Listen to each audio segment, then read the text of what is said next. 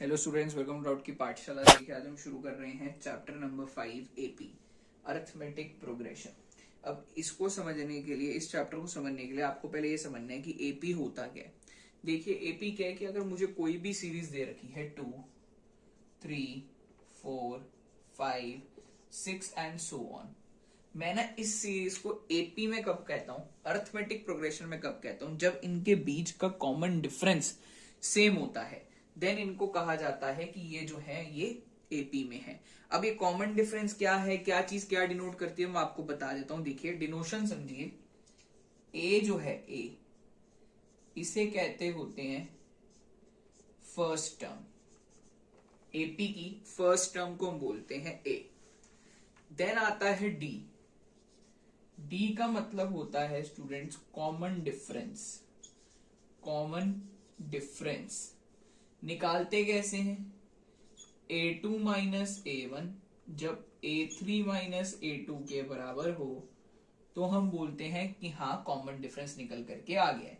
Simple भाषा में बोलूं, देखिए ये जो है ये है आपका a1, ये है आपका a2, ये है आपका a3, ये है आपका a4, ये है आपका a5। अब अगर मैं इसको लेकर के सॉल्व करूं तो मुझे समझ में आता है कि सर अगर a2 माइनस a1 यानी 3 माइनस 2 और a3 माइनस a2 यानी 4 माइनस 3 बराबर है, वो तो ऑब्वियसली बात है होंगे। 3 माइनस 2 होता है 1, 4 माइनस 3 भी होता है 1। दैट मीन्स इनके बीच का, इन दो नंबर्स के बीच का, इन दो नंबर्स के बीच का, इन दो नंबर्स के बीच का, इन दो नंबर्स के बीच का अगर गैप सेम है तो हम बोलेंगे यानी कॉमन डिफरेंस सेम है, तो इसका मतलब ये जो है ये एपी फॉर्म कर रहा है। इसके बाद स्टूडेंट्स आपके पास आता है एन। एन को बोलते हैं हम nth टर्म, या इसे लास्ट टर्म भी बोला जाता है। इवेलुएट कैसे करते हैं, एन को हम बोलते हैं a plus N minus 1d। मान लेते हैं मैंने आपको बोला कि आप मुझे बताओ fifth term of the AP. तो बच्चों जो n है ना, n is a number of term. भाई कौन सी टर्म की बात हो रही है, मैंने बोला फिफ्थ टर्म यानी n की वैल्यू 5, तो n की जगह 5 डालते हैं। a प्लस 5 माइनस 1d यानी a प्लस 4d। याद क्या रखना है आपने, अगर आपको बोल रहा है a5, देखिए आ रहा है a प्लस 4d। अगर वो बोलता a99, अगर वो आपको बोलता a99, तो देखो यहां 5 से एक कम करा था तो 4 था। जब आप 99 से एक कम करोगे तो इसका आंसर आएगा a प्लस 98d। क्योंकि हम बार बार इतना बड़ा दिख के नहीं कर सकते, वैल्यूज पुट करके देख लो। n की जगह 99 डालोगे तो 99 माइनस 1 क्या होता है, 98 आ रहा है।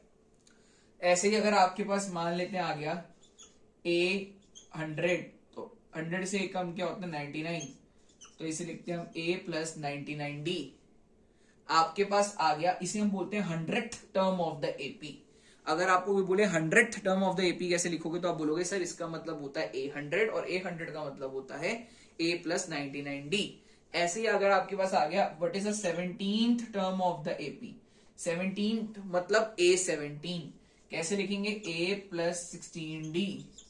मान लेते आ गया आपको what is the pth term of the AP, यानी a छोटा p, तो क्या लिखेंगे a प्लस p से कम क्या होगा p minus 1, a plus p minus 1d। इस तरीके से किसी एपी को लिखा जाता है। और इसके अंदर मैंने आपको अभी बताई हैं 3 मेजर चीजें, a, d और an। ये हमारी पहली एक्सरसाइज सॉल्व करने में हेल्प करेंगे। जैसे जैसे हम एक्सरसाइज आगे जाएंगे वहां पे हम एस एन भी सीखेंगे, that mean sum to N terms भी सीखेंगे। अभी हमने सिर्फ सीखा है ए, डी और ए एन। इसके बेस पे हम शुरू करेंगे क्वेश्चन आंसर। एक्सरसाइज 5.1 से शुरू कर रहे हैं क्वेश्चन नंबर 1 के साथ। तो क्वेश्चन नंबर 1 का मैं सिर्फ इंपॉर्टेंट सेकंड पार्ट कर रहा हूँ।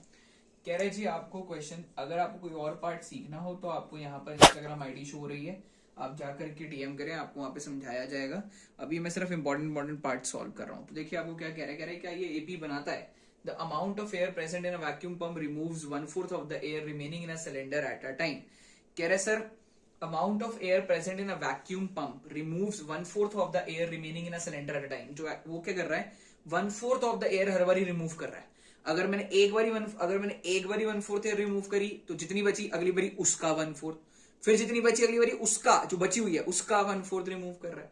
सर अब हमें तो पता नहीं सर कितनी एयर प्रेजेंट है सिलेंडर के अंदर, तो हमने कहा let the air present in the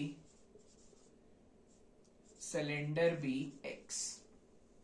sir x here present है, यानी पहली बारी x प्रेजेंट है, अगली बारी उस x में से माइनस हो रही है, रिमूव हो रही है, क्या 1/4 है यार, 1/4 किसका, उसी x का 1/4, यानी x/4 रिमूव हो रही है, जिसे आप सॉल्व करेंगे तो आएगा 3x/4।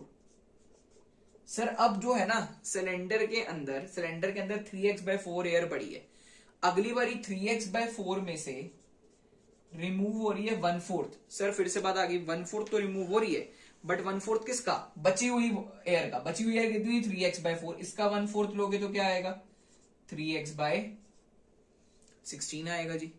ठीक है, थोड़ा सा इसको सॉल्व करेंगे, एलसीएम आएगा 16, तो 12 - 3 9x/16। सर अब हमें नहीं पता ये एपी फॉर्म कर रही है नहीं कर रही, हमें कैसे पता लगेगा कि एपी फॉर्म करेगी कि नहीं करेगी।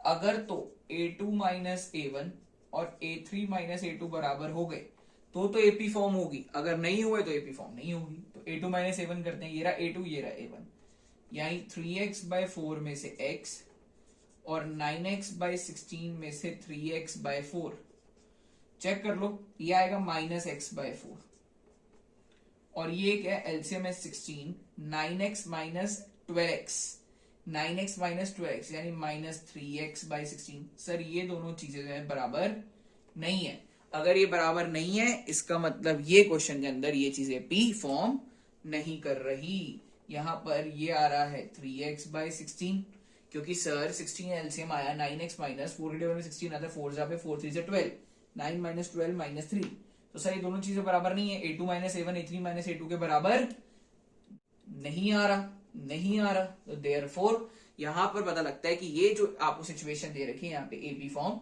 नहीं हो रही। So students now will move on to the next question. चलिए स्टूडेंट्स, क्वेश्चन नंबर 2 में कह रहे हैं right first 4 terms of the AP. अगर आपको फर्स्ट टर्म और कॉमन डिफरेंस गिवन है तो आपको पता देखिए एपी की पहली टर्म होती है a, अगली टर्म निकालने के लिए कॉमन डिफरेंस ऐड करना पड़ता है, फिर अगली टर्म निकालने के लिए कॉमन डिफरेंस ऐड करना पड़ता है, फिर अगली टर्म निकालने के लिए कॉमन डिफरेंस ऐड करना पड़ता है। ये एक जनरल रिप्रेजेंटेशन होती है, a + d a + 2d a + 3d। सरल भाषा में बोलूं, पहली टर्म है 10, आप कॉमन डिफरेंस ऐड करें, कॉमन डिफरेंस 10, 10 + 10 20, इसके अंदर कॉमन डिफरेंस ऐड करें 30, कॉमन डिफरेंस ऐड करें 40 एंड सो ऑन। तो आपसे पहली 4 टर्म्स पूछी थी, पहली 4 टर्म्स क्या आ गई 10 20 30 एंड 40। तो अब स्टूडेंट्स, अच्छा चलो पहली टर्म तो आपको गिवन ही थी, तो इसके बाद हम एक और टर्म निकाल लेते हैं 50। अब आपको ये पूरा रिप्रेजेंट करना होगा, जैसे कि अगर आ जाता पूरा रिप्रेजेंट करने तो आप बताएंगे कि हम निकाल रहे हैं a2 का मतलब होता है a + d, यानी 10 + 10 सॉल्व करने पे 20। हम निकाल रहे हैं a3 का मतलब होता है a + 2d, यानी 10 + 2 × 10, यानी कि सॉल्व करने पे आता है 30। ये आपको पूरा लिख करके दिखाना पड़ेगा। सो स्टूडेंट्स, इसमें तो मैंने फर्स्ट पार्ट करा है और मैं क्लास पार्ट कर रहा हूं, जो कि आपका पॉइंट्स वाला पार्ट है, तो देखिए ध्यान से। स्टूडेंट्स देखिए, लास्ट 5th पार्ट आपको क्या कहता है।